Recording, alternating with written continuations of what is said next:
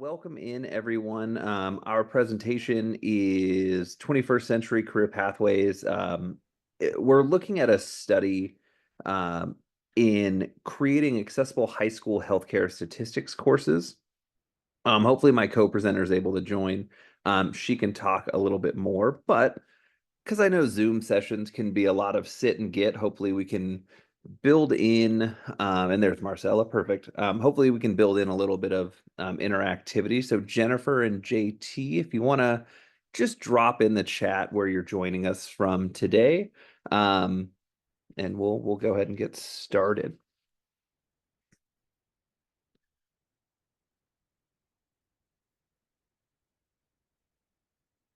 Oh, so okay. Everyone's in the Bay Area today. Very nice. So again, 21st Century Career Pathways. We're talking about a case study and a couple projects in high school healthcare statistics, and we'll talk about how we're trying to support students in earning college credit while taking some of the courses that we're developing and some of the learning materials. So we'll take a second to introduce ourselves here in a slide coming up. But I'm Dr. Matt Love, and I see Dr. Marcella McCollum has joined us. We're both from San Jose State University, so the Bay Area, the South Bay in particular, is very well represented in our little Zoom room here. I always like to include norms. We have a real small group, so as much individualized attention and participation as we can give you both, we'll definitely try and do that. As I was sharing with Susan as we started, had some childcare fall through, so I am co-piloting this with both Marcella and my 2-year-old, who's pretty independent, and she's got her little cooking and kitchen set up. So again, if you have questions or if you want me to go back, feel free to use the raise hand function, drop something in the chat. Happy to work with you. Thank you, JT. Yeah, we'll navigate this. So to start, I want to tell you a little bit about myself, and then I'll give the floor to Marcella.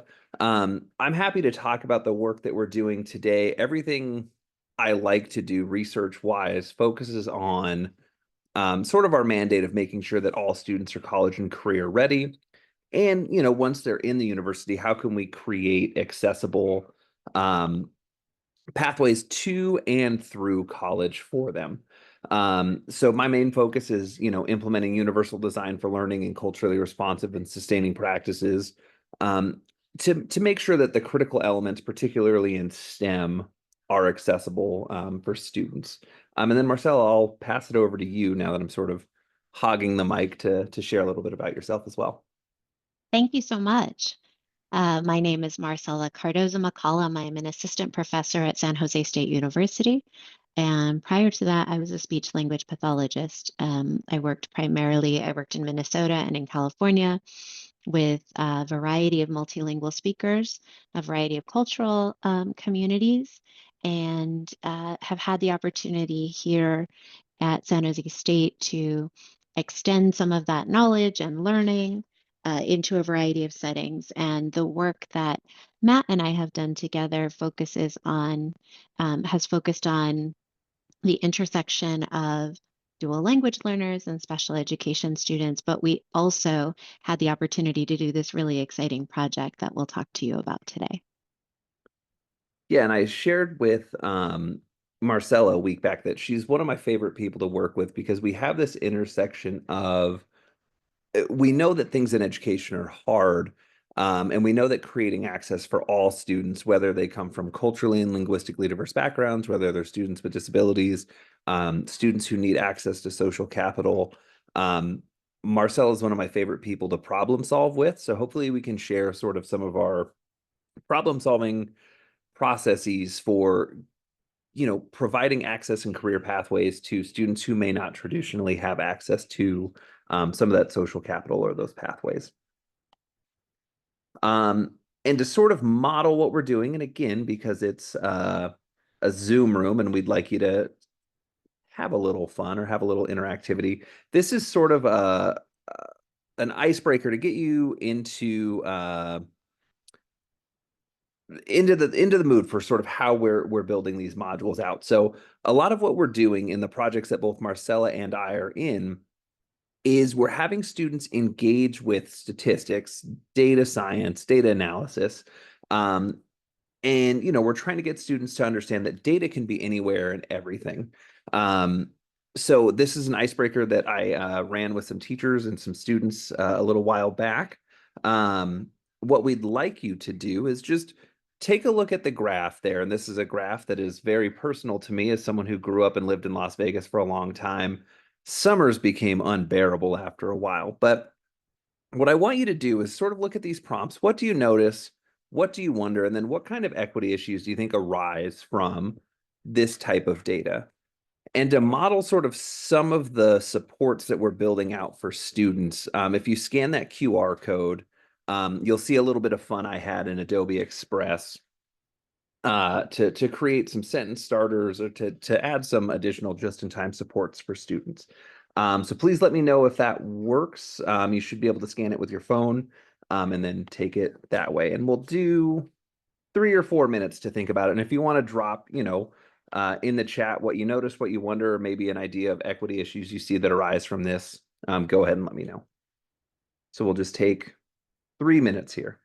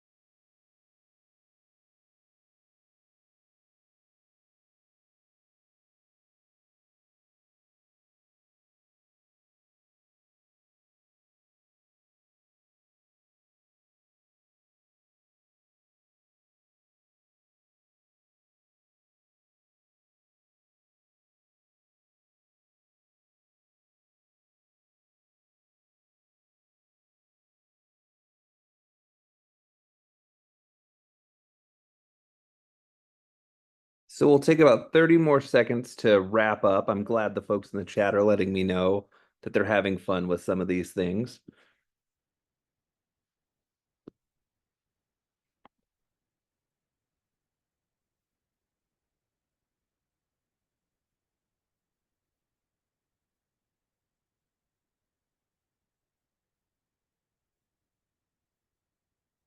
All right, so coming back here, hopefully the future asynchronous audience 2 times sped through that, but or just enjoyed a moment of silence. Um, looking at some of the things that folks are saying, right? The low temperatures are increasingly higher. Um, some folks are saying that, over time, we're seeing highs and lows kind of peak at different times. Um, and then just in general, temperatures are rising. Um, and then if you were able to access the QR code, sorry if it wasn't working, it should have taken you just to a web page where you're accessing some just-in-time supports, sort of sentence starter type stuff. And Marcella, thank you for dropping that in the chat. You could tell a student to look at this and they could say, well, I don't really understand what I'm looking at, right? I see a couple of axes. I see um, I see temperatures rising, and I see overnight lows are increasing, a lot higher than, um, maybe the daily highs are. But what the QR code and the supports there are meant to do is give students a little bit of extra context, right? Not all students have the same background knowledge. Like I said, this is very personal to me because I lived in Las Vegas and I knew, an overnight low that is 11 degrees higher than I was used to, was pretty intense. Going outside and it still being 90 degrees is, sort of something that'll mess with your brain sometimes. Some of you put in the chat, it makes it more fun. It's a little bit more engaging. You can throw a graph or some data at students and they're like, cool, what is that? But maybe a talking wolf man gets them engaged with participating in the data science. So that was more of a fun example that we tried to embed in there. But we'll walk through later on, some really targeted supports that we're trying to provide to students to make something like data analysis, data science, and statistics, um, pragmatic and accessible for students. So again, hopefully that was fun. Some folks asked how I created those supports. I used Adobe Express, which is a free tool for educators. So Adobe Express is something all of you can gain access to for free using your teacher emails. It's essentially Canva, an animator, and all of those things sort of mixed into one. It makes me really sad that I learned how to use Adobe Character Creator about 6 months ago, and then now you can just kind of automatically generate those things. So you record audio and then Adobe Express, and thank you, Marcella, for dropping that in there. Adobe Express will sort of do the syncing of the audio with the character lips and mouths. So hopefully that's a fun way to make just-in-time supports for your students. I've even seen teachers do homework tutorials with it more recently. Yeah, and JT, it's pretty new in terms of the functionality that they've released. And again, it being free is pretty cool. So let's talk about what we're going to cover here in our presentation now that we've hopefully had a little bit of fun and gotten to know each other. So we want to provide you an overview of the project, and then an overview of some other data science stuff that we're doing at SJSU, because we're always looking for school-based collaborators. I want to cover the need and rationale for the work that we're doing. So why is statistics? Why are career pathways? Why are those things important? Talk about the core components of our work and how you might be able to borrow some ideas from it if you're interested in making statistics and data science something that you're implementing in your classrooms, your schools. And then hopefully we can provide you a sandbox opportunity. I was having a few technical difficulties before, so I was able to make the icebreaker available to you. So if I can't make the direct link to our materials available, I'll take the last 5 to 10 minutes to sort of walk through sort of the things that we've created for students so that you can see. And then we'll talk about how in the future you can gain access to some of the tools that we're creating. And like I said, if there's any questions that pop up throughout, Marcella and I are trying to keep an eye on the chat. And if there's something you need to jump into immediately, feel free to use the raise hand function. I'm happy to stop and answer your questions. But as always, no work happens without some financial support. So on my end, I do want to thank the Correct Foundation, who is helping support some of the data science materials that I've created and will be sharing here. And Marcella, I know our prime focus is on the project that we're working on together. If you'd like to share who's funded that, and we'll talk about more in a second as well. Absolutely. There is a statewide initiative, and I'll go into more detail in a few slides. A statewide initiative that strengthens the education to workforce pathway. And so the work that Matt and I have been able to partner on is funded by that state level grant, and we have a specific grant targeting the Bay Area. And that's where some of that funding came from for some of the work that we will be showing you. Perfect. So one of the things Marcella and I chat about in the project that we are collaborating on is how do we create access to healthcare employment? Again, it has been one of the fastest growing sectors for decades and continues to be. While it's not number one, if you sort of combined a lot of the healthcare occupations, it would be in the top 3 of fastest growing career fields. But healthcare is maybe a little more diverse than we always give it credit for. So for those of you that are joining us, if in the chat you could drop any position in the healthcare field you can think of, please do that. And we encourage you to go beyond, our traditional doctors are in healthcare, nurses are in healthcare. what are some other areas that, kind of make sense or, kind of fit into healthcare for you? And I wish I could say like the most obscure answer wins something, but I don't have a prize ready and available for you.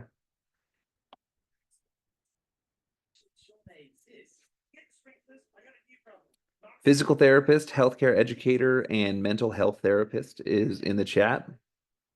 Researchers, lab technicians, x-ray technicians, people who draw blood and therapists, phlebotomist, I believe, right?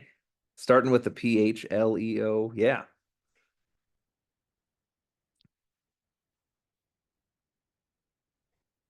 And so I know it's something that Marcella, and I'm happy to read off others that drop stuff in the chat, but it's something Marcella and I talk about a lot, right? Is sort of that population who would need some support in accessing social capital, um, understanding sort of what healthcare careers are. And Marcella, do you want to talk a little bit about sort of both students and teachers diversifying their lens when it comes to what a healthcare career is? Absolutely. So, for most of us, the experience that we have when we think about what professionals are, what they look like, comes from our own personal experience. And so, for our elementary, middle, and high schoolers, oftentimes, if they think about healthcare, and have not been involved in very detailed or complex health needs, they're likely to think of nurses. They're likely to think of doctors. Maybe they put the connection together that dentists and some of the other healthcare professionals that they're exposed to, potentially audiologists or optometrists or ophthalmologists, they may make that connection. But what we tend to see with students is, again, thinking from that lens of like windows, sliding glass doors, mirrors, all of that, the healthcare exposure that the average high school student has is pretty limited. And so it becomes really important to ensure or provide opportunities for students to really get to know what is out there in the world. If they don't have a family member that is a healthcare professional, if they don't have personal experience with healthcare professionals, it makes sense that they're not going to know what those other opportunities are. And so that's part of kind of what we get the opportunity to do. Yeah, and that's something that I'm like super excited to do in this project. And we'll talk about how we're trying to bring folks in from the community um, to both represent that profession, but to kind of talk about here's how you go from where you are and where you can get to a career in healthcare. And when I think about I forget what it's called, but it's a Georgetown Center on Employment, and they define what a good job is. And good job comes with stable health insurance, stable income, and a job that is less likely to have students, young adults experience unemployment. And it's the healthcare field where you find, and there's my toddler. It's the healthcare field where you find a lot of good jobs. Yeah, we find Um, that within healthcare, there is we are medically necessary. Most of those settings, most of those professionals are required for the very different examples that you all listed in the chat. So whether it's lab technicians, phlebotomists, x-ray technicians, radiologists, clinical practitioners, mental health, all of those things are needed, and our current model in the US means, and the structure of how we've kind of created our healthcare pathways means that if you choose one of those pathways, your chances are pretty high of always having work. yeah, and that's I think for a lot of people, super important. And I'll bring, a personal experience. The reason I enjoy engaging in work that focuses on letting students know what career pathways are. And, if you've ever talked to me, I talk about living in Las Vegas probably too much, but growing up as a kid whose parents were not professionals, when I was in high school, I kind of figured, you either work at a casino, you work building a casino, or you join sort of the education workforce. Believe it or not, that does represent about 60% of the Las Vegas vocational outlook, but I just wasn't aware of the other things that, were sort of available to me. So anytime that I can make, possibilities available and known to students, I enjoy engaging in that work. And teachers play a critical role in that. So for our educators out there, if we can broaden, sort of what healthcare careers are for students, I think the better. A story I like to share too, is about, students seeing themselves as being able to enter those career pathways as well. Like you might know what a certified nurse's assistant is, you might know what an RN is, you might know what a dental hygienist is, but you might not see yourself as someone that can explore those career pathways. There's a lot of stereotype threat and there's a lot of sort of self-doubt, right? Students don't see themselves reflected in maybe the professionals that they experience. Um, and it is a societal thing. So I usually like to tell what I think are funny stories when I present. And so the riddle story is, and I'm sure you've heard the riddle before, it is a father and a son are in a car accident and they're rushed to a hospital for surgery. They're brought before the surgeon, and the surgeon says, I can't operate on this person. It's my son, right? And you're supposed to say, well, explain that to me. I've asked this to actual medical doctors. I've asked this to most people, and a lot of people get stumped. And sort of the societal mirror that the riddle holds up is nobody oftentimes considers women to be doctors because they're like, well, if the husband's in the car or if the father's in the car crash, who could it be? And my wife, I hope she never hears or see this. My wife, who is a medical doctor, was stumped by this as well. So even my wife, the female doctor, and JT got it right. It is his mom. But it holds a mirror up to people's societal expectations, right? That we think women aren't doctors or can't be doctors. Um, and I use that story to say there are a lot of students out there who say someone from my background, someone from my community, someone who lives the life that I live or is living the life that I live can't go on to be a doctor. They can't go on to enter the healthcare field. I am destined to enter something different. And one thing we want to do in this project is make all people who engage with the materials that we're creating and all people participating, hopefully in education, to see that a healthcare career is a viable option for them. And I'll let Marcella talk a little bit more deeply about sort of where this work came from and where it's going. Thanks, Matt. So, as I mentioned earlier, this is actually a part of a statewide 3-year grant program, or 4 years, depending on whether you were phase 1 or phase 2. And the purpose of it was cradle to career, making sure that the education to workforce pathways are strengthened so that students, as they think about what they want to do post high school graduation, have a sense of what that pathway entails, what it looks like, and so that they are exposed to a wide range of opportunities that they may not have thought of or been exposed to prior to that. And some of the work that we target in particular, as related to Matt's the story he just told, the riddle that gets put out there, is making sure that income, race, gender, that those categories are not limiting factors for students who are interested in these different healthcare professions. There's a little map, if you're able to see it, on the right, that shows you kind of phase 1, and you can see that the entire state is actually represented as part of this K through 16 process. And the Bay Area, which I know most of you are from the Bay Area, that are in the room with us today, was part of phase 2. And so on the next slide, there's a little bit of kind of a breakdown of what that looks like for us. So in the San Francisco Bay Area, we have an East Bay collaborative, a San Francisco collaborative, and then a Southern Bay Area region collaborative.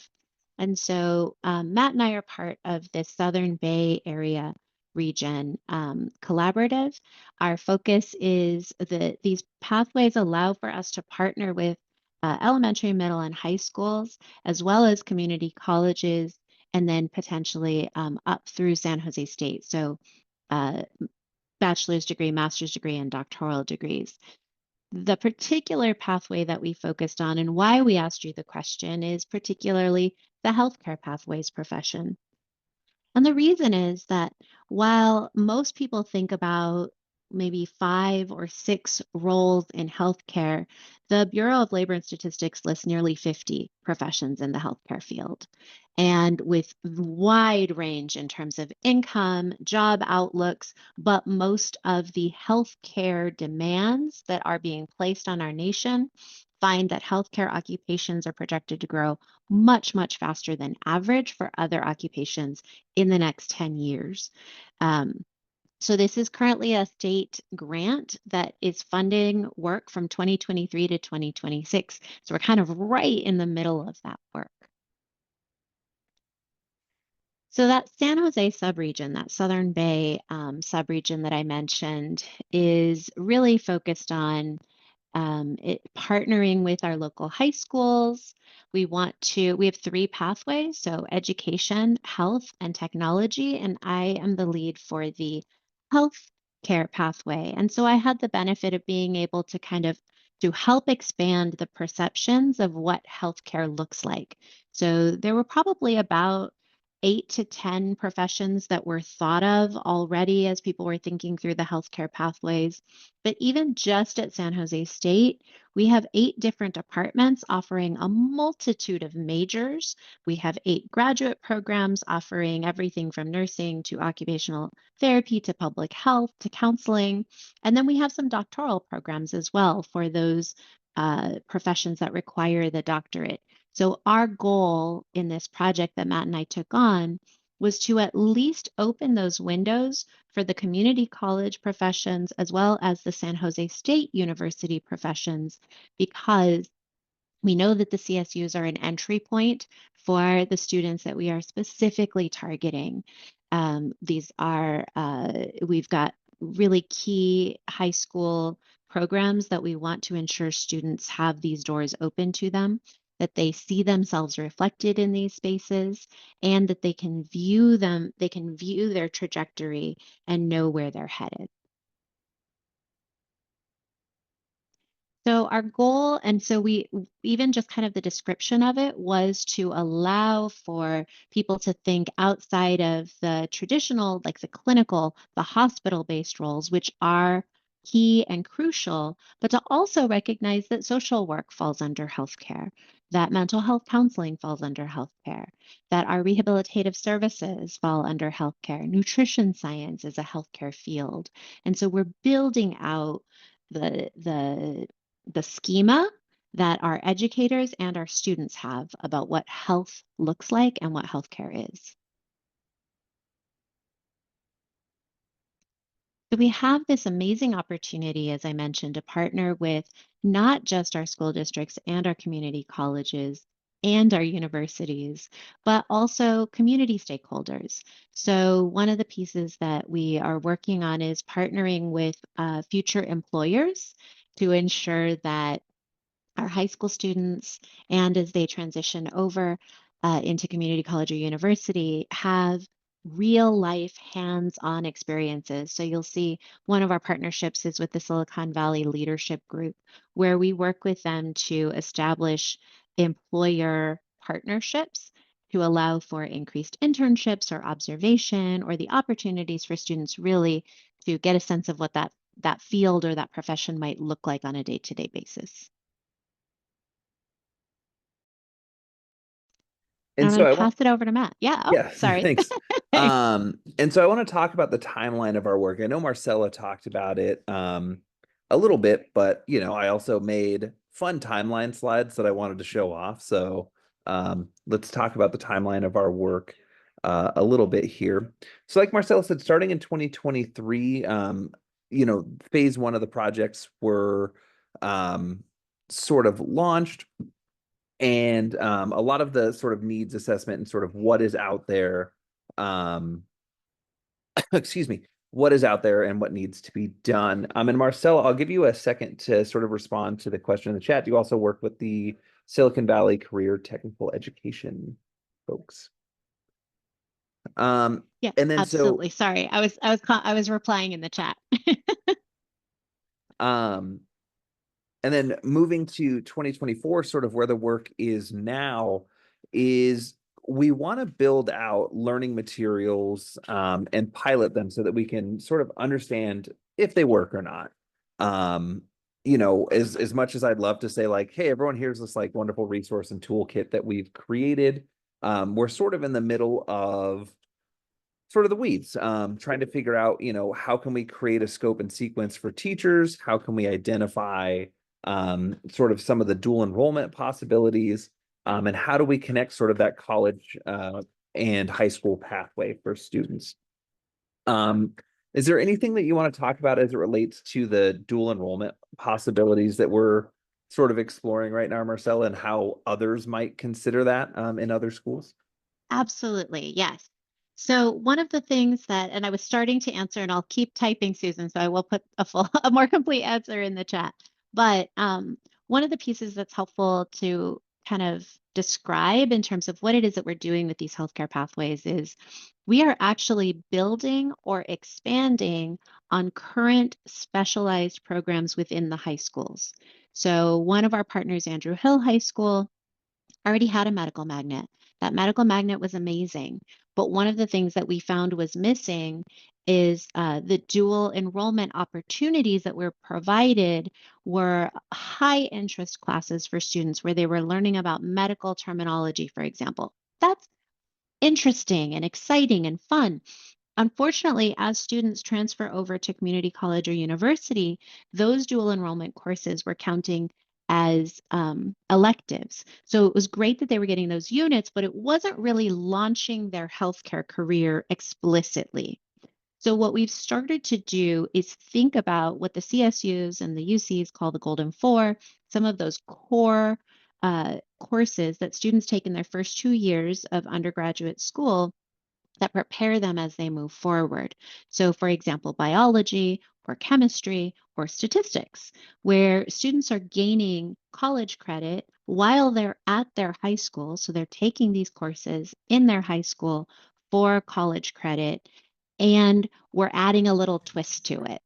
So, we're building out this concept of um, not just statistics, which they're going to get to university and they're going to have completed statistics in this really safe and supportive environment in their high school.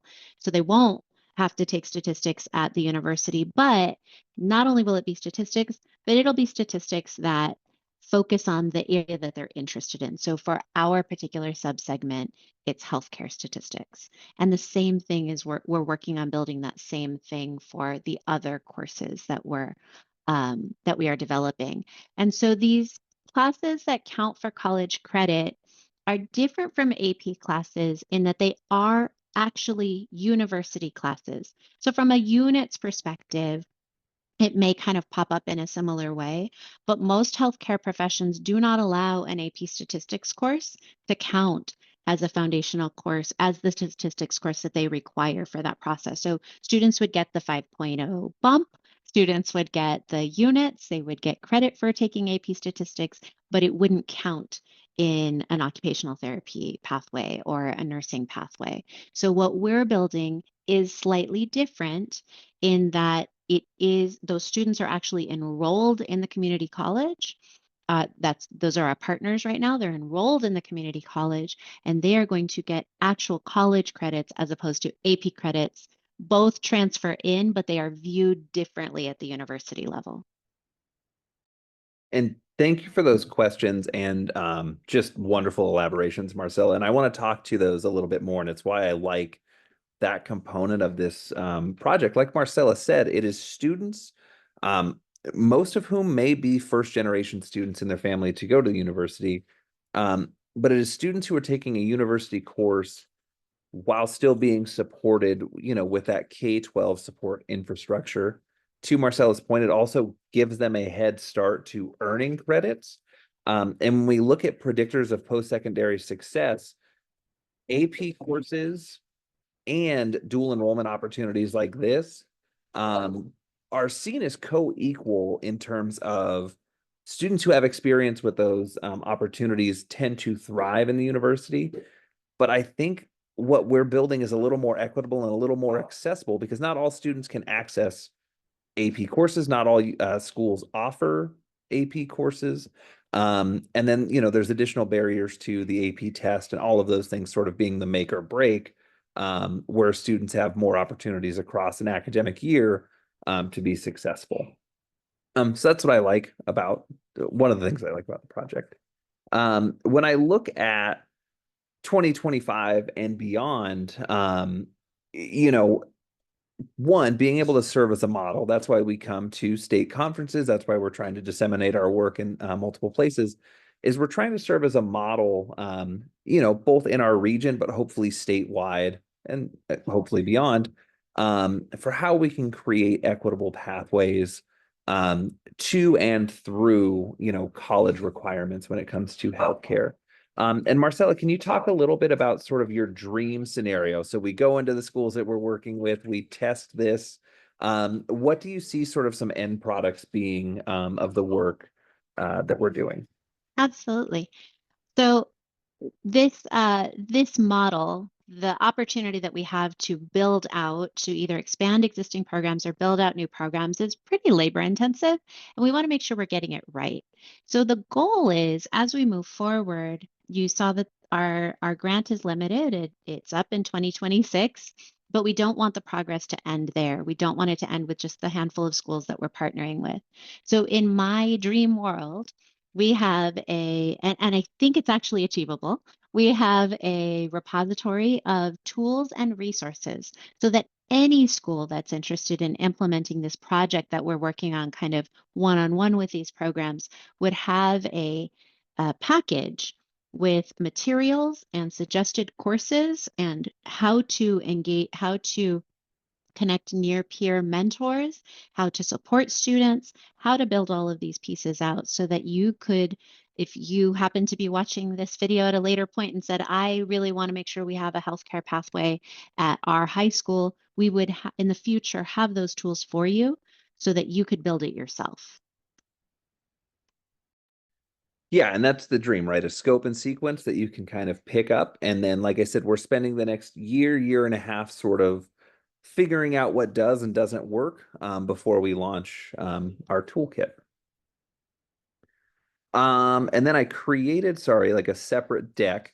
I'll talk about why I'm trying to make a neat PowerPoint for our presentation when we do our sandbox opportunity, because a lot of what we're going to show you, you can actually create if you wanted to replicate this in PowerPoint through our work. So I am going to open up a separate slideshow just for a second here to talk about sort of why this work is important. So again, everything here was made in PowerPoint, but trying to make it as interactive as possible.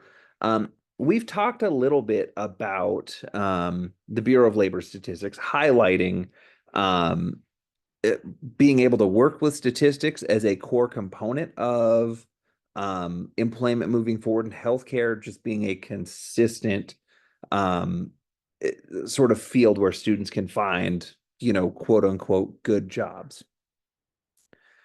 But when we look at some of the CSU data, some things that we're seeing from folks that graduate from California public universities is we're not graduating enough students to fill the positions that are available in California. So we're sort of offering those positions and filling them from folks outside of our own communities. That is in healthcare and beyond, but we really want to make sure that students have a pathway to the CSU, and I think some of that data includes the UC as well if they're combined. Is we're not filling or finding enough graduates. And I will applaud the governor's office as well for working on some reform to both state level and private level institutions when it comes to how folks are prepared. But again, if we can reach folks when they're in high school, I think that'll be an increase in the number of folks who attend the CSU and then are graduated ready to fill the positions that we need them to. Um, and again, the students we are working with are not filling the positions that we'd like them to, right? If we want to build a more representative healthcare force, which is super important for a variety of reasons, we need to make sure that our students are ready and able to. And we'll talk about some of the components that serve as a barrier once students enter the university, and why addressing those needs in high school is important. Um, Next steps are projects like this and working with more people to make that happen. And then something I want you to ponder is, what is data science? What is a healthcare field? What is a healthcare career? And where can we fit some of these things into the curriculum? And where can we inspire and innovate, right? Thinking about how we fit into the theme of the conference. How do we inspire diverse communities to see themselves, diverse students to see themselves as future healthcare providers? Um, so it's not always easy. Like Marcella said, we've reached out to schools. We're partnering with schools that offer healthcare magnets. Um, but where can we find other ways to sort of plug and play sort of healthcare career pathways for students?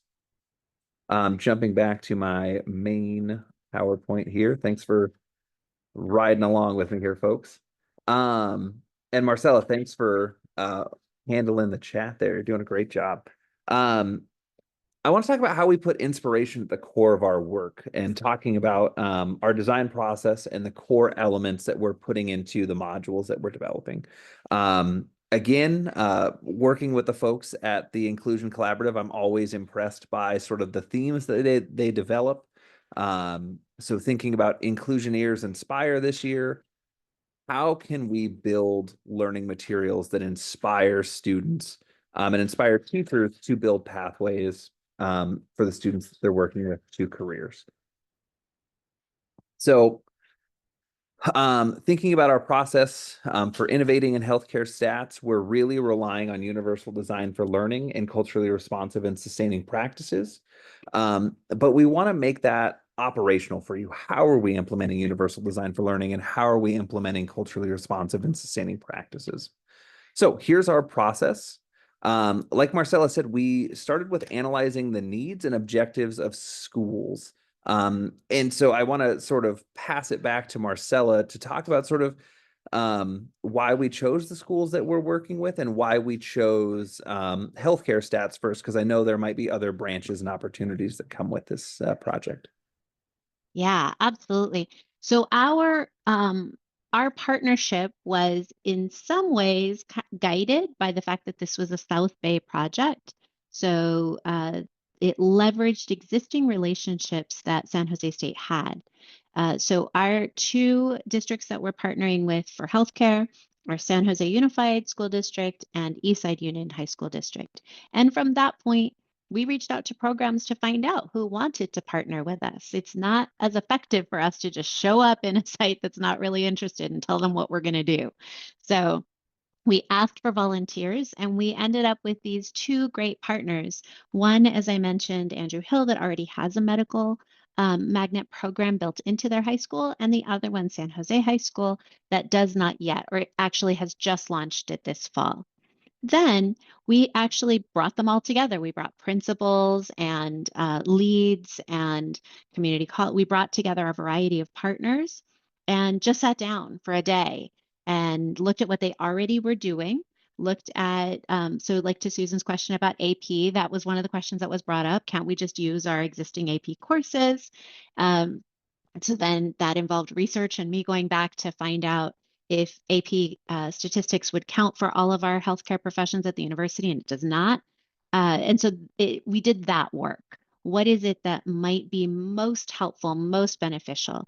And then we let each high school set their own guidelines. And actually, Flood was asking a similar question that I was answering that's very connected to this. Where did the schools want to implement this work? At what grades? In what layout? What structure did they already have? What could we tap into that was already existing? And where did they want to start? So each school is a little different. Our San Jose High School partner is actually rolling out psychology. So a different one of those core basic courses that nearly every healthcare profession requires as a foundational course.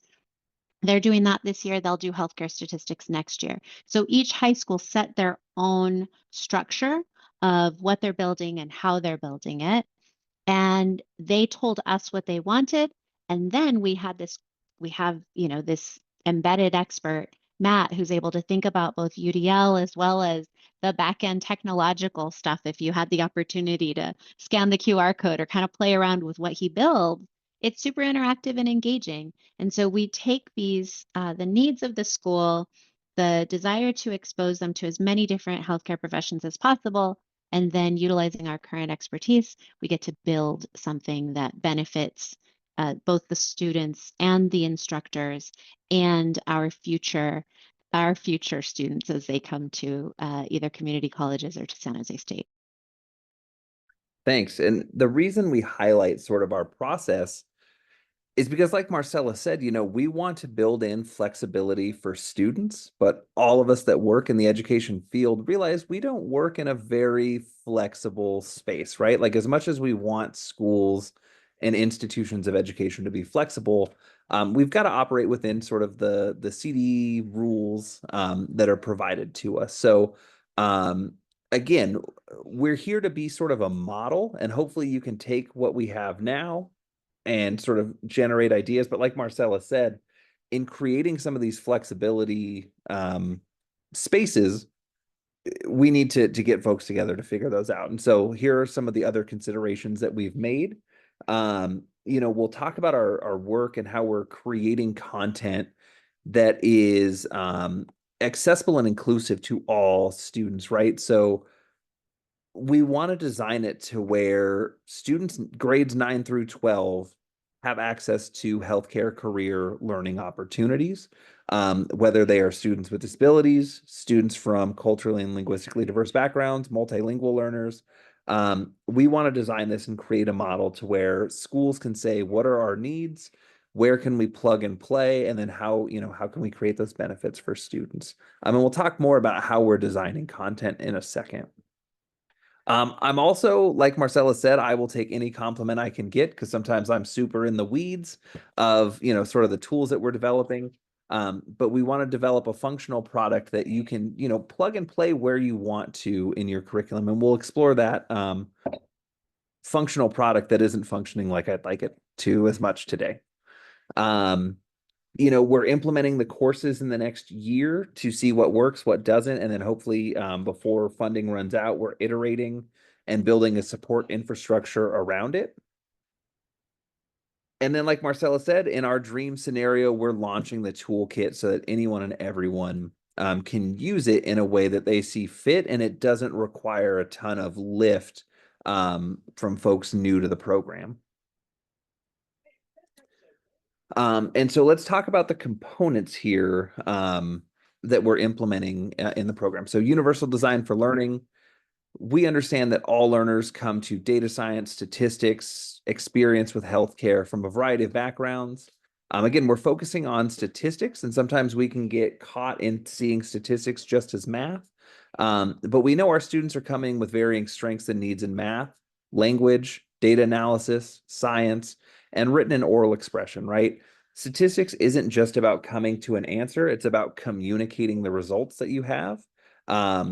And that's the same in healthcare fields, and that's sort of some of the tasks that students are going to have to familiarize themselves with as they move into the university. And I love working in statistics with students because you sort of shift their thinking about coming to an answer, right? With statistics, it's awesome because we're not coming to an answer we're 100% certain of. And sometimes that blows students' mind, right? You say, I am 95% confident that my findings are reporting this.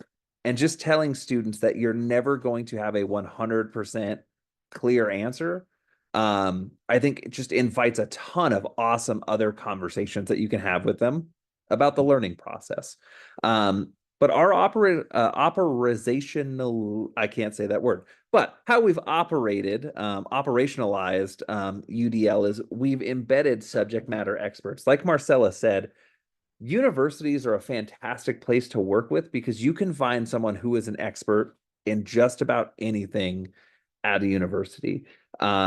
So we'll talk about subject matters experts in a second, and we'll talk about some of the folks that we're looking to recruit to help us design this. But we want everything to be grounded sort of in reality, community-based data.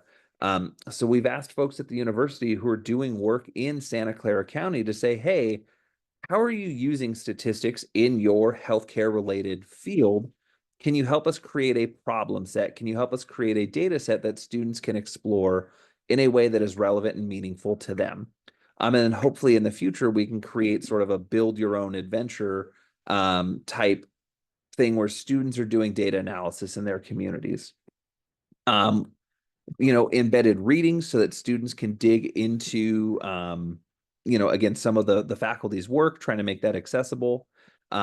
Recorded audio, right? Trying to provide multiple means of representation. If you were able to access the QR code, we're trying to embed avatars who are folks that can help students. So, we'll have like a core instructional lecture, but if that didn't make sense, we're trying to create digital co-teachers for students that they can utilize to get a different explanation, maybe simplified. In another project that we're working on, related to data science, we have translations, right, where students are accessing materials in both English and Spanish if they need it. Providing embedded notes. If students struggle to take their own notes, how can we provide them a representation for that, right? Like, that's not what we're measuring. Can they take notes? Can we just provide that? Providing them mind maps so that all the concepts that we're talking about can be connected and students can build that schema themselves, but we're also scaffolding it. Um, I call them cheat sheets. In addition to, and we'll talk about the tools that students need to use.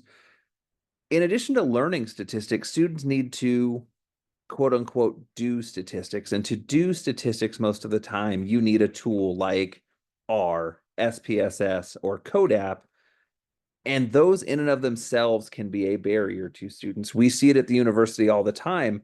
Students can be very gifted in mathematics. Students can be very motivated to learn statistics, but you throw SPSS in front of them and just the procedures and process of that can be challenging. So in some projects, we have embedded avatars that help you write the code for R. We have avatars that sort of walk you through the process of installing, uninstalling. For teachers, using R can be difficult sometimes, right? Knowing, does it work on a Mac? Does it not work on a Mac? Do I use the online version? All of those considerations we're trying to build in there. Um, we're also trying to provide multiple means of action and expression, right? So, um, how do students communicate their findings? Does it always have to be a written paper, or can they do sort of a social media type, this is what I discovered, this is what I found? Um, and then there's sort of a language of statistics that I just talked about, that I think we need to prepare students to use, right? Instead of saying, this is my answer, how do we get students to think about, I'm 95% confident that my findings represent this. So giving them sort of a resource that I'm calling What Would a Statistician Do? So that's the WWSD. How would a statistician sort of communicate this rather than saying, here's my answer? Answers in statistics are a little bit more involved and complicated. So how do we help students sort of form those thoughts with a document we're calling What Would a Statistician Do? Again, core to the project, social capital. We also understand that all students may not be aware of or have access to the robust career and learning opportunities in data science and statistics.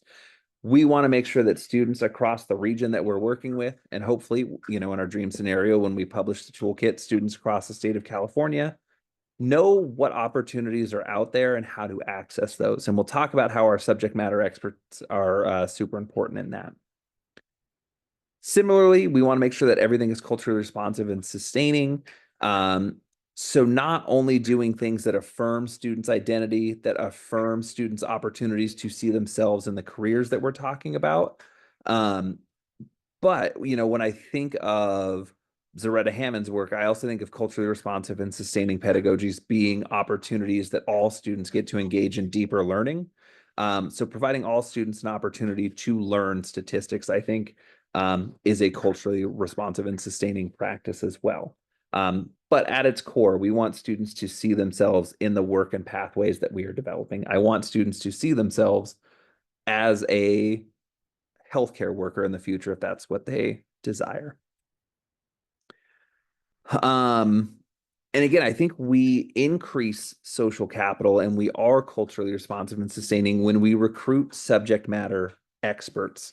When we recruit professionals at SJSU, and I'm super happy to work at SJSU because I think our faculty, our staff reflect the students that we serve, more so than I think there's room for growth. But Marcella, I'd really love to let you share sort of who we're recruiting, and what your emphasis on the subject matter experts role is, in our process.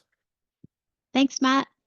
So if you had the opportunity to listen to the session this morning that talked about kind of AI and one of the things that stood out to me that I think is relevant or connected to this work is that some of what you get is based on what's put in, the information that you've put in, and kind of who you're looking for and what you're looking for.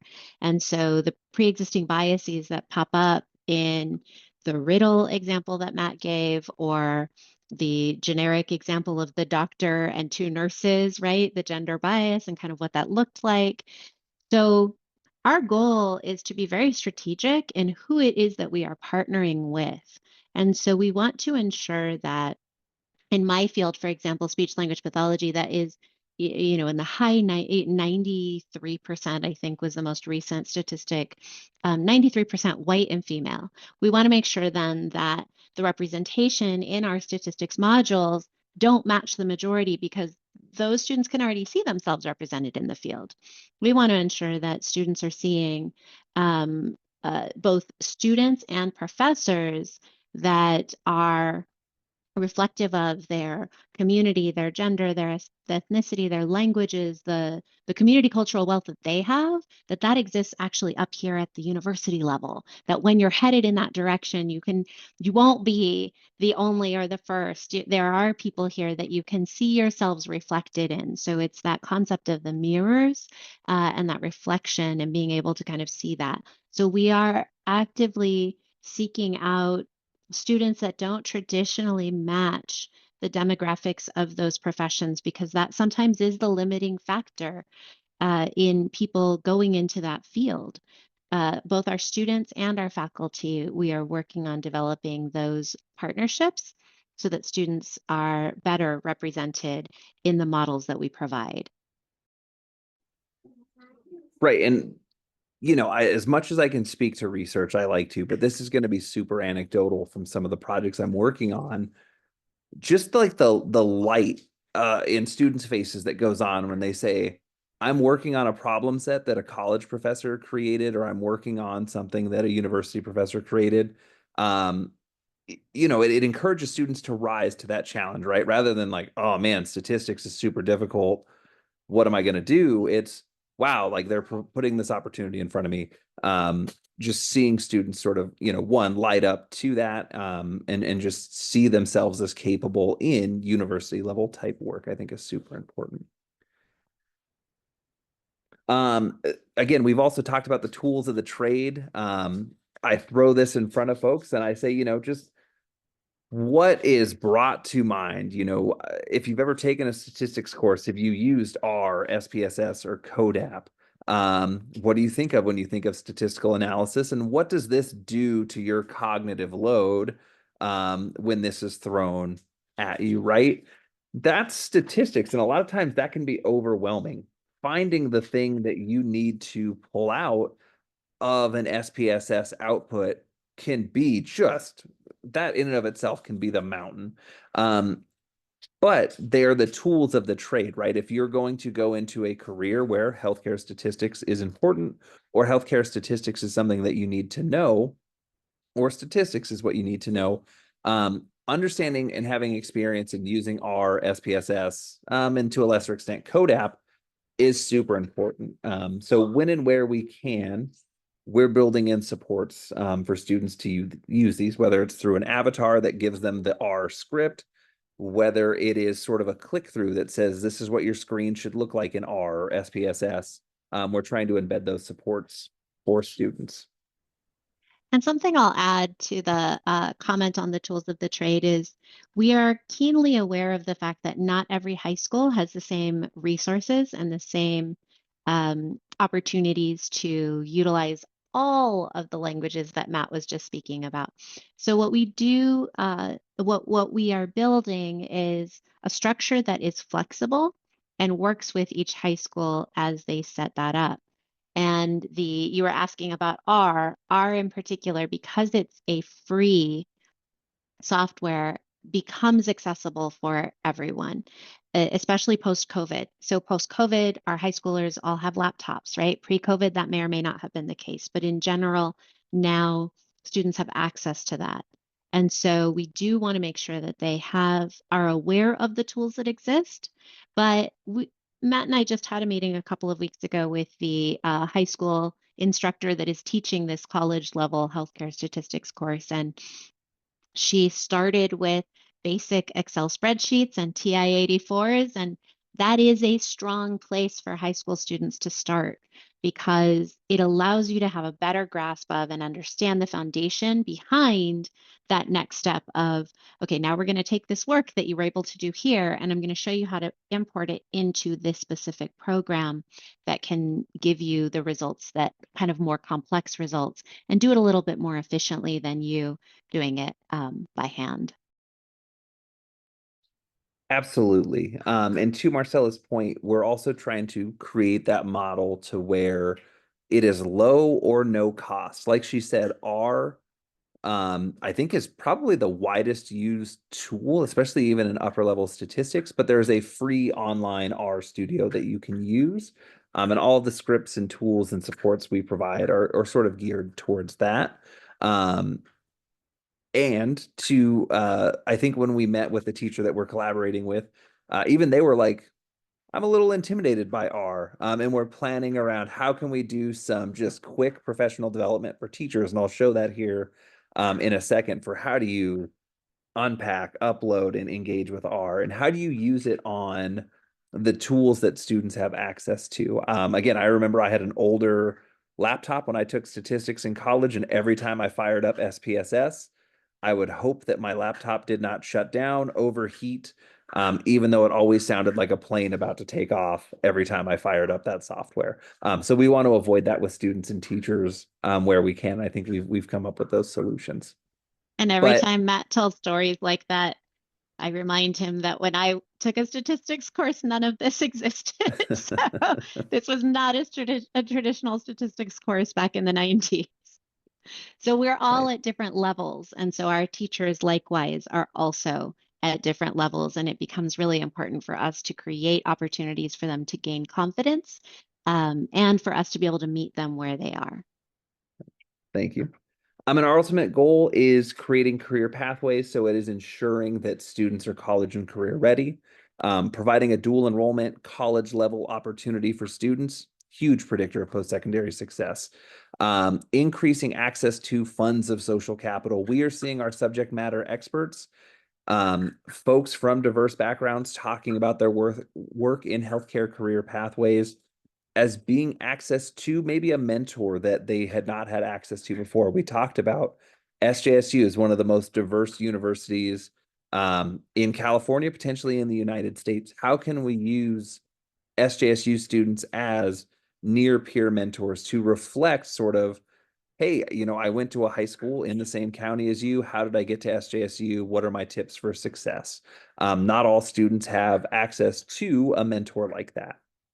So trying to build in sort of a package like that that helps students succeed. And then given time and given sort of some technical difficulties, I wanted to provide additional QR codes to some of the resources that we're making. I can make them available to you, and Marcella and I'll talk about in a second here, sort of timelines and opportunities for collaboration or opportunities to access our materials in the future. But rather than sort of just do an open play for 5 minutes, I want to walk you through sort of what some of the opportunities and supports look like for 5 minutes, and then give us 5 minutes to wrap up here. So I'm going to stop sharing that. And once again, navigate through my tabs here. All right, so to start, I'm just going to go through sort of some of the tools that we're trying to make available to teachers. One, hopefully, once we test it out, once everything is, has some level of efficacy, I don't want to give you something and then it fail or not work.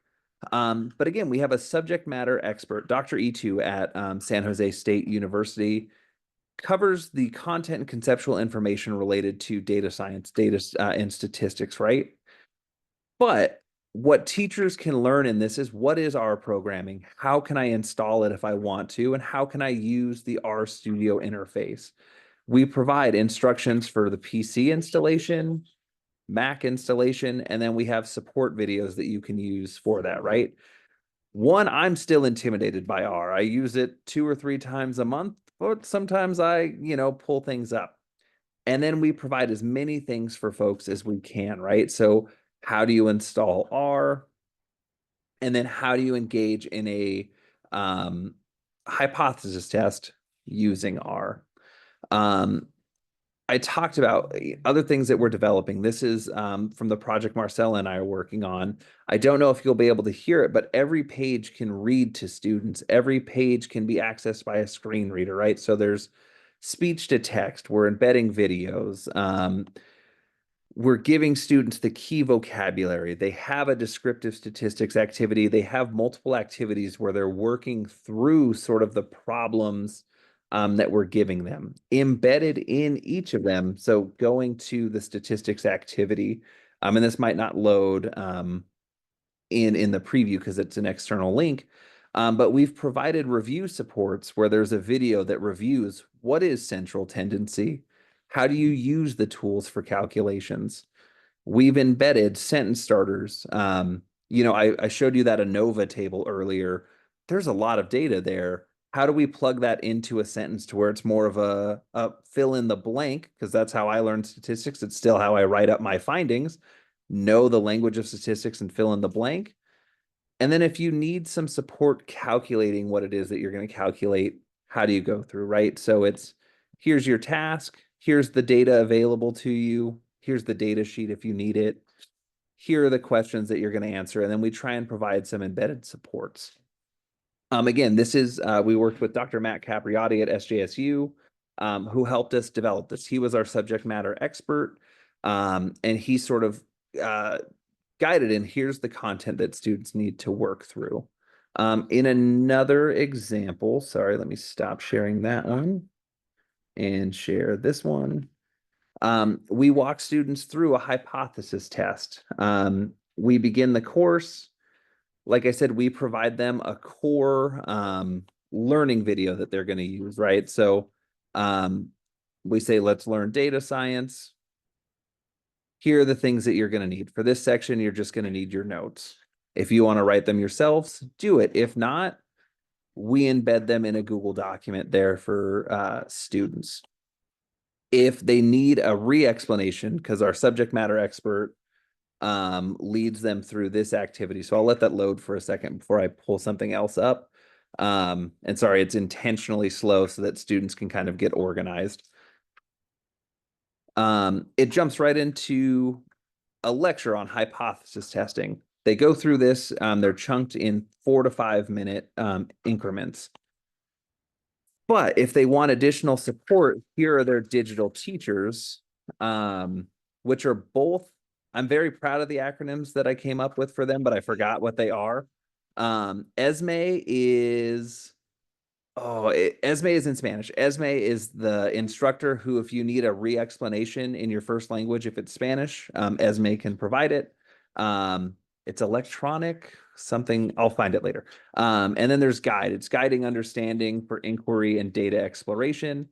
And guide is my digital avatar where he re-explains sort of what our subject matter expert explained, hopefully in simpler language for students. And so we chunk these in 40 to 45-minute lessons, and we try and create sort of as robust of a support system around students. We also have mind maps, and that is the last thing that I can show you here. Going back. And so we provide students sort of concept maps. And again, I loaded this separately. Students are able to scroll through this, but It's how do I go from hypothesis testing? What are population parameters? All of these things are in there for students, so that they can see where concepts align. They can think about if I'm talking about a sample, what are some other things that I should bring up? So as much as we can provide academic content and language supports for students, we're trying to embed those in the materials that we are developing. So like I said, we have professional development materials that hopefully in our toolkit can be available for teachers. And then we've tried to create as robust support system for students as we possibly could so that statistics is accessible and inclusive of their needs. Um, and so I'll stop there, Marcella, and let you share sort of again the final timeline of when we hope to have a toolkit because we still are in the design, develop, test phase. And then what folks can do if they're interested in learning more, collaborating, and the like, if that's all right with you. Yeah, absolutely. So as I mentioned earlier, for this particular project, the grant funding started in 2023. And so last academic year was the brainstorming and developing, listening to our high schoolers, both students and teachers, listening to community college and to our university instructors. So we are building out those courses this year, 2024-25. And then we very much, as Matt indicated, best practice is to make sure we've run it at least more than once so that we've run it with two separate cohorts, can get feedback, can modify, iterate, adapt, and adjust based on what is right for our high school instructors and our high school students. And after we've done that, so we've run through our 2 rounds of this program, then our goal is to kind of build that up, wrap it up in a shiny bow, and put that out for for people as is available. So I would imagine that um, the earliest that we would put it out would probably be fall of 2026, so that we have time to kind of take this fall's class. This actually, the statistics course, because it's a high school course, is an entire academic year. So 2024 to 2025 is round one. 2025 to 2026 will be round two. And then Matt and I get to spend the following summer chatting, adjusting, adapting, and then potentially late fall 2026, potentially put that out there. And so the San Jose State program, this South Bay portion of the healthcare pathways, is available. I'll put our link in the chat, but it's available as the healthcare lead. I would be the contact, but we also have contacts for other areas as well. And then I'll volunteer myself. I mean, if you're thinking about getting a data science or a statistics opportunity up and running for your students, I'm happy to be a thought partner. Because like Marcella said, there's a lot of things to consider because there's not always nice and neat standards to say this is what I'm going to teach, this is the standard I'm going to align it to, and my assessment. So also happy to think through how you can advocate for creating these opportunities for your students. But with that, I want to cede the floor for questions because I left you all a whole minute for that. And say, if there's anything following up from the conference that we can talk more about, please feel free to reach out. Okay, great question. This is a technical question. And so the teachers of statistics classes do need to be meeting the community college requirements.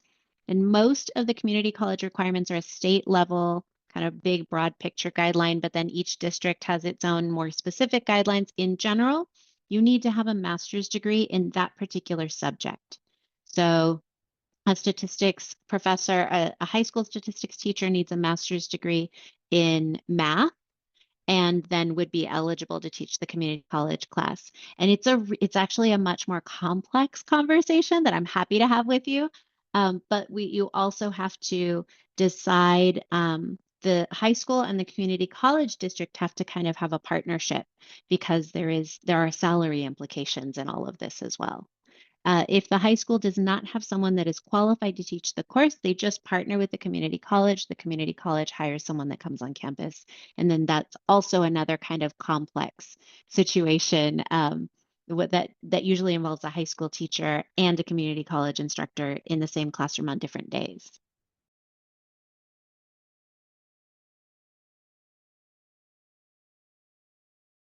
Oh, and the last question that was on there, I apologize, is the course shows up on the partner program's transcript. So for us, the two community colleges that we're working with, that student would have a 3-unit course in statistics from San Jose City College or from Evergreen.